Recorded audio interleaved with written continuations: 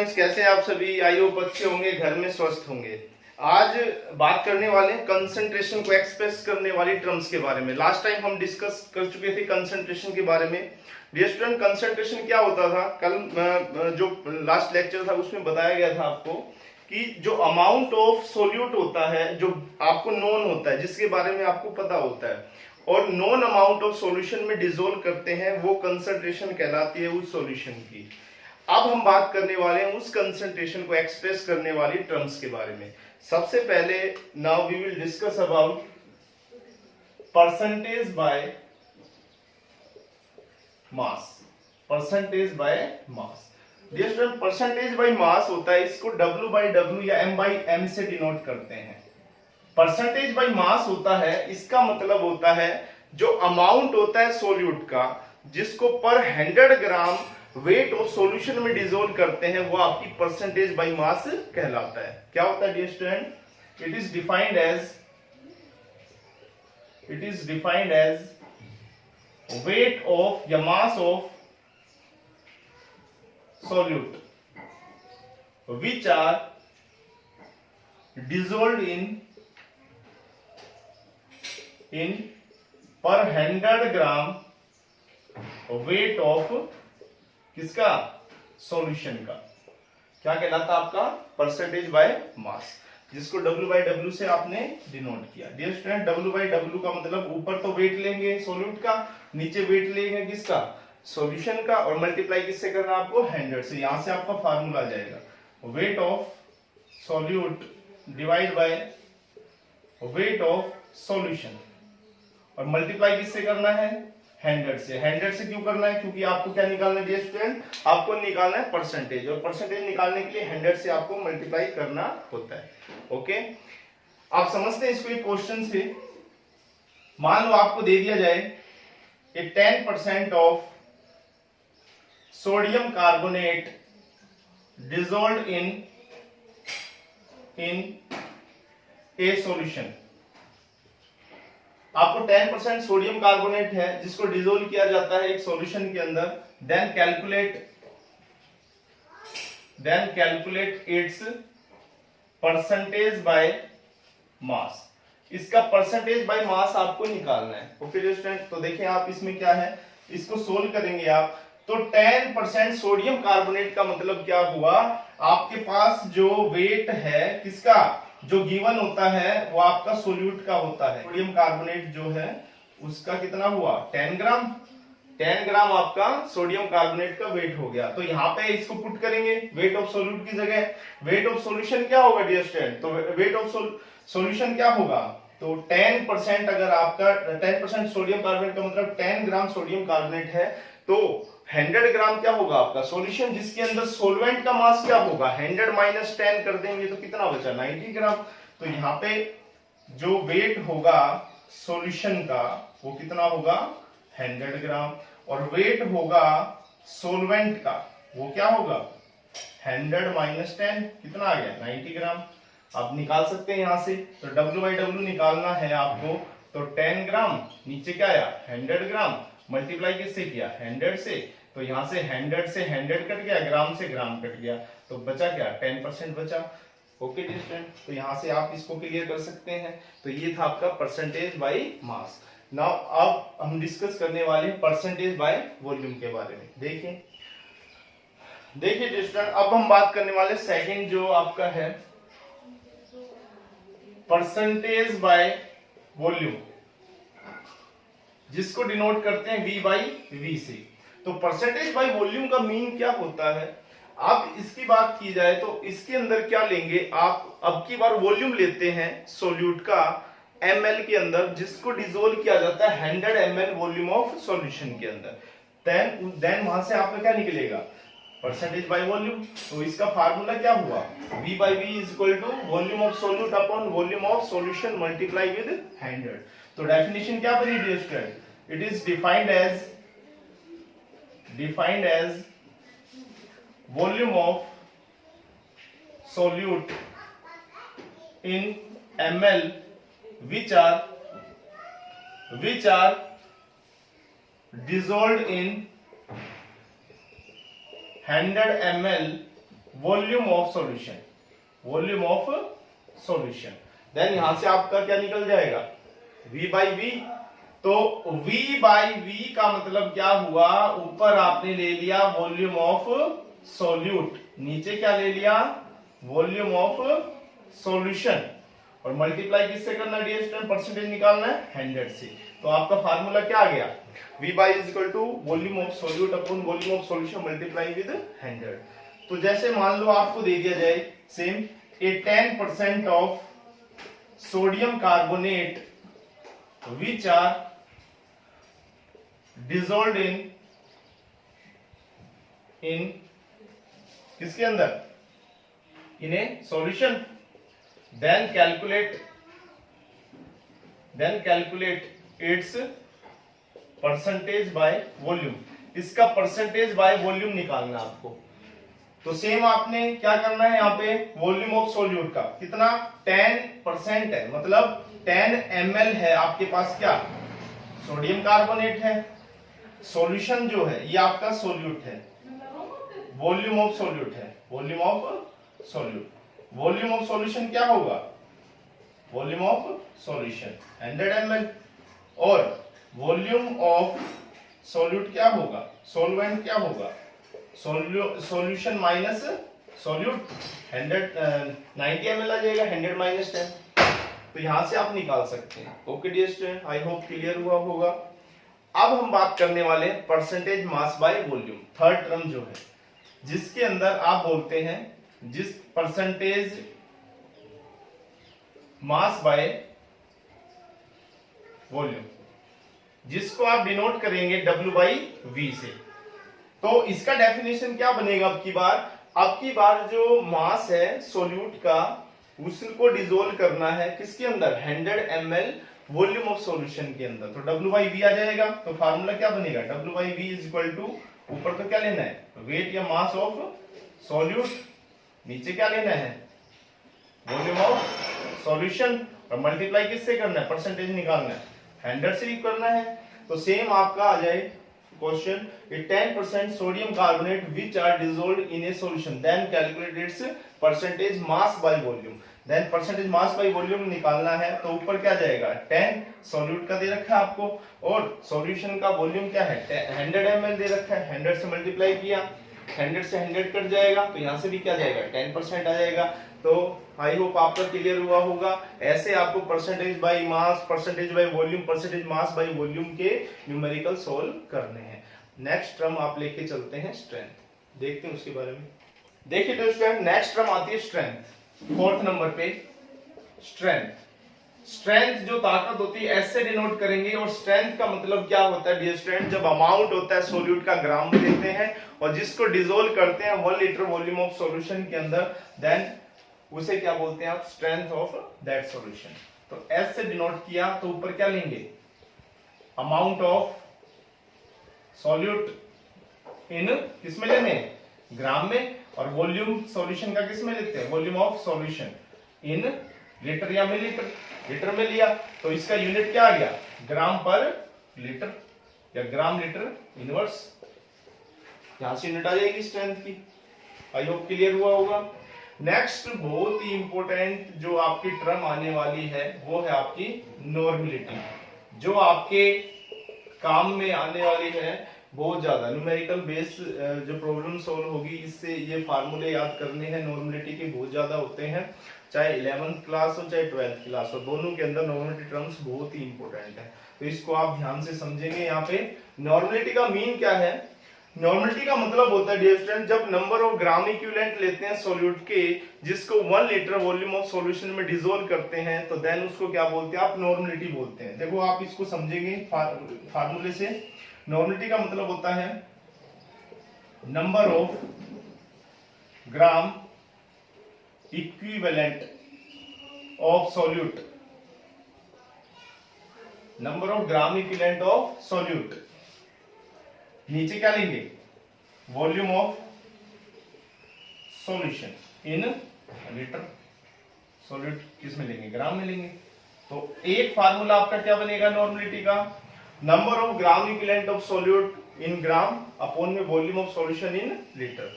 अब लीटर को मिलीलीटर में कन्वर्ट करेंगे तो सेकंड फार्मूला क्या आ जाएगा, बोलो, number of gram equivalent of solute, gram में लेते हैं और वॉल्यूम किस में ले लिया, volume of solution in ml, millilitre में बदलेंगे तो मल्टीप्लाई किससे कर दोगे, 1000 से। ये आपका फार्मूला नंबर सेकंड।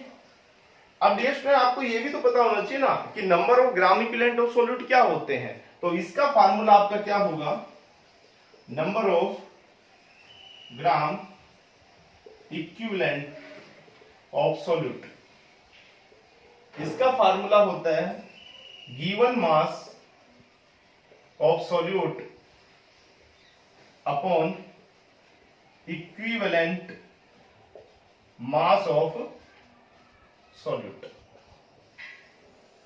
तो number of gram equivalent of solute निकालने का फार्मूला आपका क्या हुआ, गिवन मास, जो मास आपको दिया जाएगा न्यूमेरिकल के अंदर सॉल्यूट का, वो अपॉन में, बटे में इक्विवेलेंट मास, उसी सॉल्यूट का इक्विवेलेंट मास।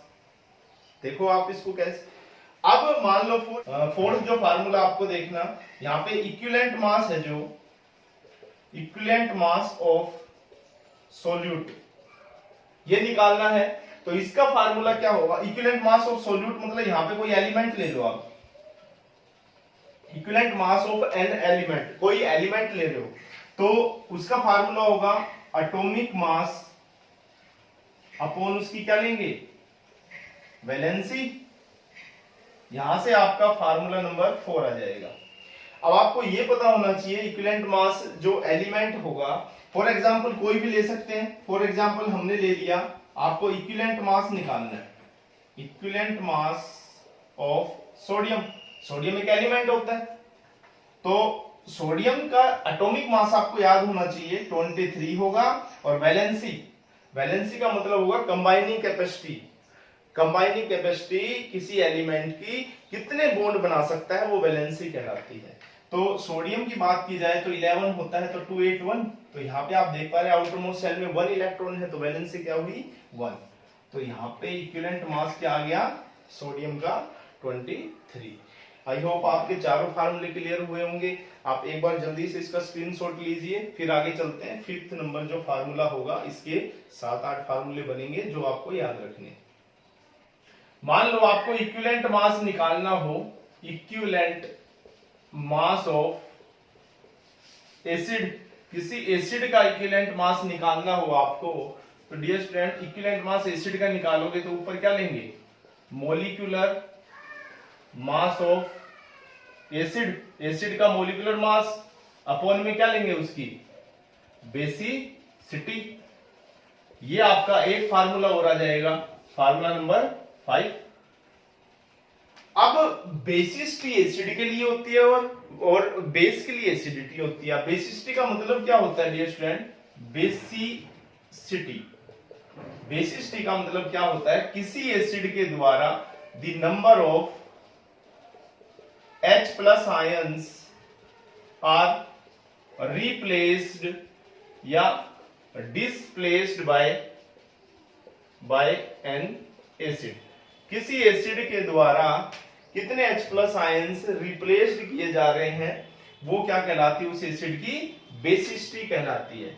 ऐसे आप अगर बात की जाए तो फॉर एग्जांपल अगर बात करें तो आप यहाँ पे एक टेबल बना सकते हो, यहाँ पे लिखेंगे एसिड और नीचे उसकी बेसिसिटी। देखिए आप इस टेबल में हम लिख देते हैं, यहाँ पे एसिड आ जाएंगे ऊपर, नीचे उसकी क्या ले लेंगे, बेसिसिटी ले लेंगे। देखें आप फॉर एग्जांपल हमने ले लिया HCl हाइड्रोक्लोरिक एसिड। जैसे हाइड्रोक्लोरिक एसिड कितने H प्लस आयन डिस्प्लेस करेगा, देखो यहाँ पे H प्लस और Cl माइनस कितने 1 H प्लस कर रहा है यहाँ पे, तो इसका मतलब इसका बेसिसिटी क्या हुआ 1। इसी प्रकार मान लो आपने नाइट्रिक एसिड ले लिया हाइड्रोक्लोरिक एसिड की जगह, यहाँ पे भी आप देख पा रहे हैं, तो यहाँ पे H प्लस आयन और एक नाइट्रेट आयन, तो यहाँ पे क्या हुआ 1 H प्लस दे रहा है, तो बेसिसिटी क्या हुई 1।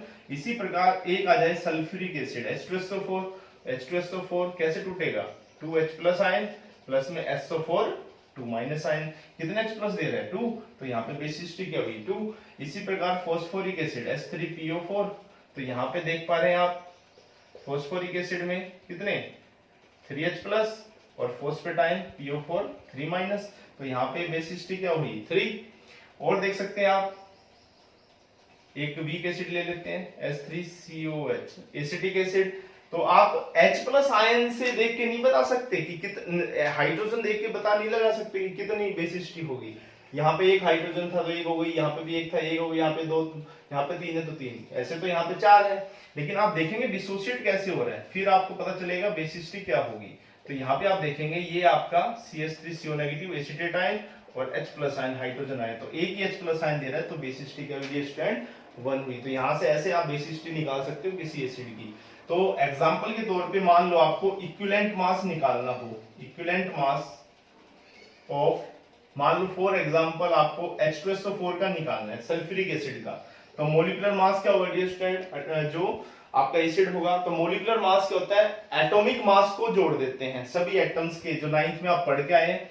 एटॉमिक मास क्या होता है, एटॉमिक मास जो एटम का मास होता है वो एटॉमिक मास कहलाता है, और मोलिकुलर मास क्या होता है सभी एटम्स का जो सम होता है एटॉमिक मास का, वो मोलिकुलर मास कहलाता है उस कंपाउंड का। अब जैसे H2SO4 एक कंपाउंड है, तो यहाँ पे आप देख पा रहे हैं हाइड्रोजन एक होता है एटॉमिक मास, 2 हाइड्रोजन है तो 2 हो गया। अब इसी प्रकार सल्फर का एक का कितना होता है 32, इसी प्रकार एक ऑक्सीजन का कितना होता है 16, और कितने ऑक्सीजन है 4, तो 64 हो गया। एक हाइड्रोजन का एक होता है 2 दे रखे हैं तो 2 हो गया। तो इस प्रकार आप निकाल पाएंगे। तो ये क्या क्या आ गया, टोटल करेंगे तो इसका 98, तो 98 बाय, तो बेसिसिटी क्या होगी H2SO4 कितने H प्लस आयन दे रहे हैं, यहाँ पे देख पा रहे हैं 2, तो यहाँ पे क्या गया 2 कट जाएगा कितने पे 49 के ऊपर। तो यहाँ पे अगर इक्विवेलेंट मास की बात की जाए सल्फ्यूरिक एसिड का क्या आ गया स्टूडेंट 49। आई होप आपका क्लियर हुआ होगा, आप देख सकते हैं इसको। फिर आगे चलते हैं। देखिए स्टूडेंट इसी प्रकार अगर हम बात करें, आपको निकालना है फॉर एग्जांपल इक्विवेलेंट मास निकालना है, इक्विवेलेंट मास किसका ऑफ बेस का, किसी बेस का इक्विवेलेंट मास निकालने का फार्मूला क्या होगा, molecular mass of base upon क्या लेंगे उसकी एसिडिटी। ये आपका फार्मूला नंबर 7।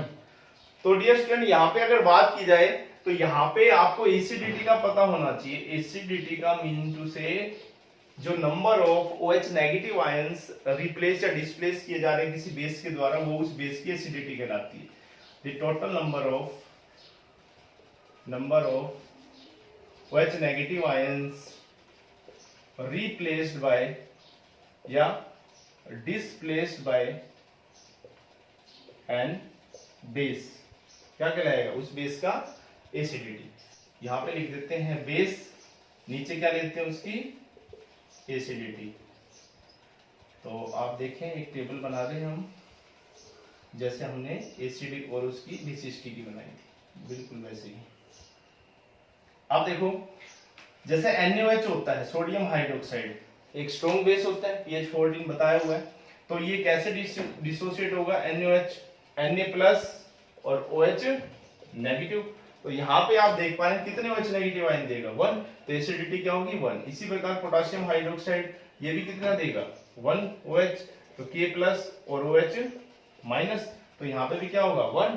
इसी प्रकार वीक एसिड और बात कर लें आप, फॉर एग्जांपल कैल्शियम हाइड्रोक्साइड ले लें COH का होल ट्वाइस, तो यहाँ पे कैल्शियम पे 2 प्लस होता है और OH कितना हो गया 2 नेगेटिव होता है। तो यहाँ पे अगर बात की जाए तो इसको कैसे लिख देंगे 2OH नेगेटिव, तो यहाँ पे क्या होगा एसिडिटी 2। इसी प्रकार मान लो और ले लेते हैं आप एग्जांपल मैग्नीशियम हाइड्रोक्साइड, इसका सेम मैग्नीशियम 2 प्लस आयन देता है और आपका 2H नेगेटिव।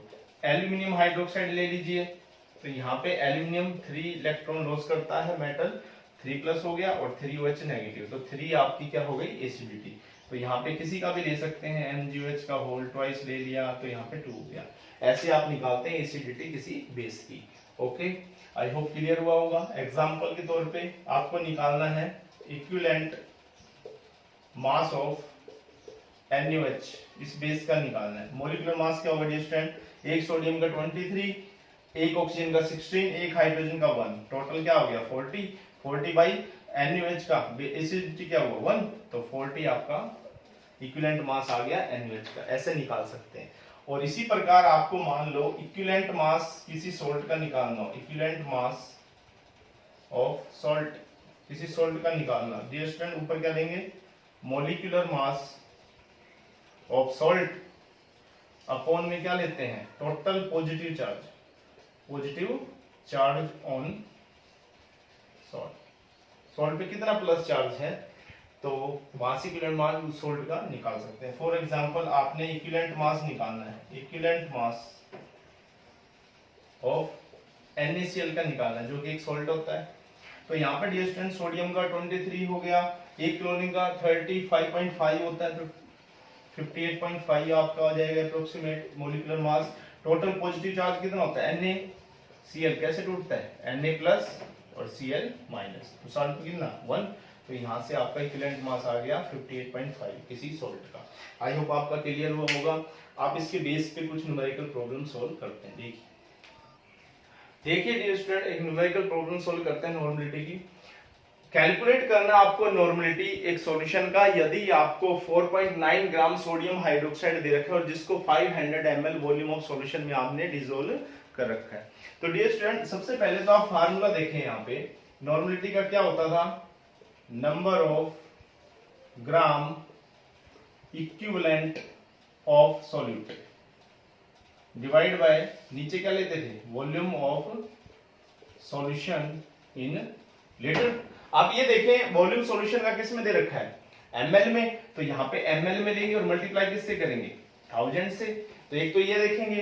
अब आपको नंबर ऑफ ग्राम इक्विवेलेंट जो है सॉल्यूट का, तो क्या फार्मूला होता था, given mass of solute divide by equivalent mass of solute, एक ये फार्मूला।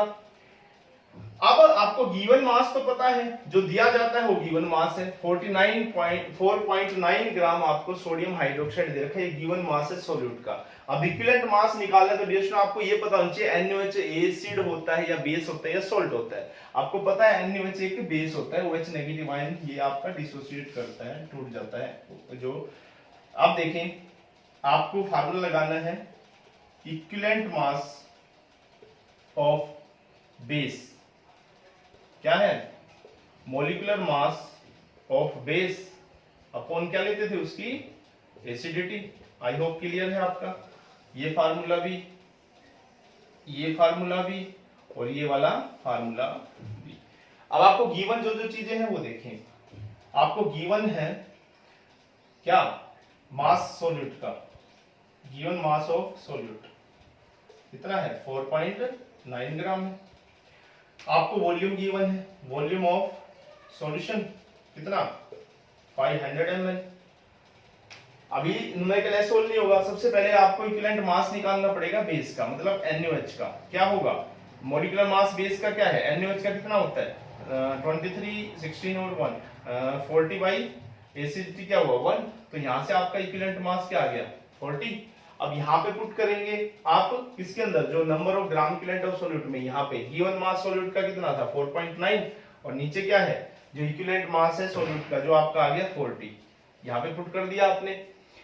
यहां से ये यहाँ पे पुट हो गया ऐसा का ऐसा, number of gram equivalent of solute, volume solution का ml में लिया 500, यहाँ पुट कर देंगे 1000 से मल्टीप्लाई कर देंगे, तो लास्ट में जाके क्या जाएगा आपका, बोले इसको पॉइंट को नीचे लेके जाएंगे, 0 चला जाएगा, 400 हो गया, 500 वॉल्यूम और 1000 से मल्टीप्लाई कट जाएगा ये 2 पे, और ये किसने भी चला गया 200 पे।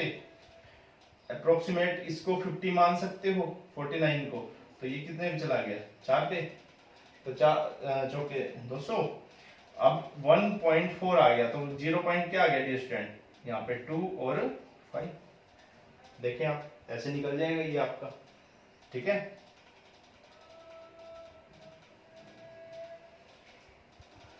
और यहाँ पीछे क्या लिख देंगे n 0.29 जो आपकी नॉर्मलिटी आ जाएगी। ऐसे इस टाइप से आपको ये क्वेश्चन करनी है।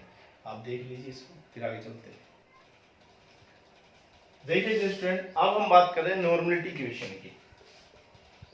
नॉर्मलिटी इक्वेशन की, नॉर्मलिटी की डेफिनेशन आपने पढ़ी है अभी। नॉर्मलिटी क्या होता है? नंबर ऑफ मोल्स या number of gram equivalent upon volume. तो ऐसे डिनोट कर सकते हैं। मान लो इनिशियल नॉर्मलिटी N1 है, तो इनिशियल नंबर ऑफ मोल्स क्या होंगे? N1, और वॉल्यूम क्या होगा? V1। इसको इक्वेशन क्या मान लो? फर्स्ट। इसी प्रकार फाइनल नॉर्मलिटी N2, तो final number of moles N2 और फाइनल वॉल्यूम V2। इसको इक्वेशन सेकंड मान लो। अब देखिए इक्वेशन 2 आ चुकी है।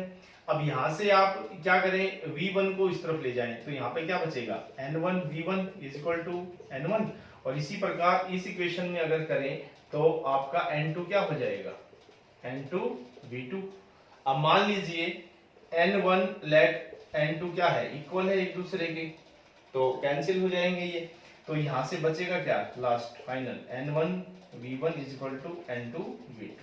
ये आपकी क्या गई? Normality equation. ओके, तो इसके बेस पे भी न्यूमेरिकल आते हैं, ये भी आपका इंपॉर्टेंट होता है। देखिए इसके बेस पे न्यूमेरिकल देखते हैं।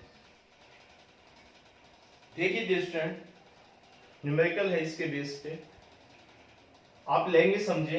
इफ ए सॉल्यूशन कंटेनिंग, यदि एक सॉल्यूशन रख रहा है 200 ml volume and are added into 100 ml volume of solution, जिसको 100 ml वॉल्यूम सॉल्यूशन के अंदर आपने ऐड किया हुआ है सॉल्यूशन, जिसकी नॉर्मलिटी क्या है? इनिशियल 0.2 नॉर्मल HCl की। एंड देन कैलकुलेट, आपको क्या करना है? फाइनल जो नॉर्मलिटी होगा सॉल्यूशन का वो कैलकुलेट करना है। तो आपको गिवन क्या क्या है?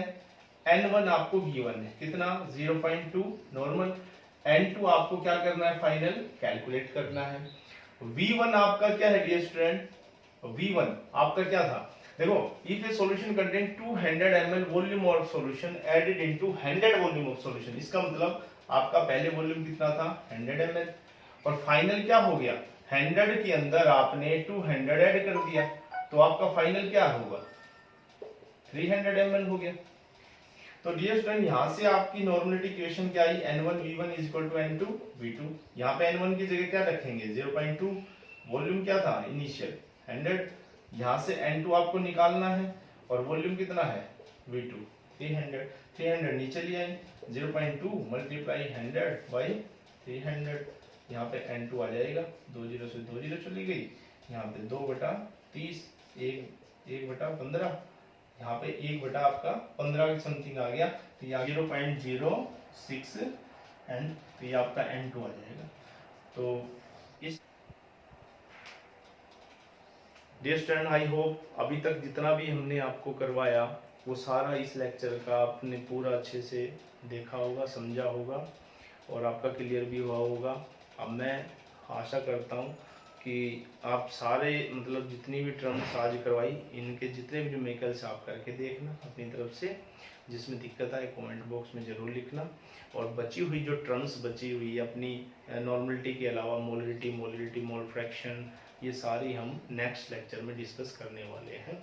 तब तक आप घर पे रहें, स्वस्थ रहें और पढ़ाई में व्यस्त रहें। Thank you dear student.